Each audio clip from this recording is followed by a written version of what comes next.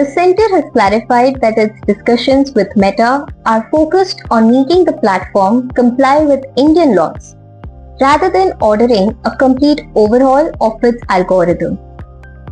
Government sources said it would be inaccurate to claim that Meta was asked to completely overhaul its algorithm. The discussions are instead aimed at ensuring that Meta's content rules and moderation systems work within India's legal framework. Officials have also flagged concerns over Meta's understanding of India's diverse languages and cultural context.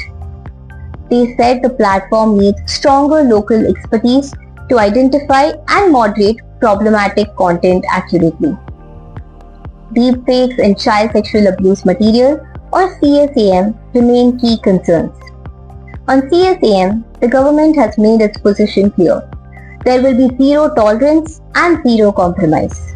On AI-generated content, officials have questioned why harmful deepfakes continue to resurface and gain traction even after being flagged. The government has also stressed that verified accounts should not be wrongly identified as problematic.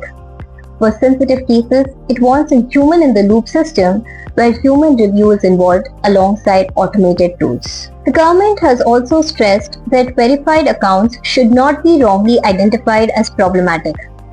For sensitive cases, it wants a human-in-the-loop system where human review is involved alongside automated tools. The discussions have also examined possible weaknesses in Meta's recommendation systems, particularly how they may contribute to the repeated circulation of harmful synthetic content.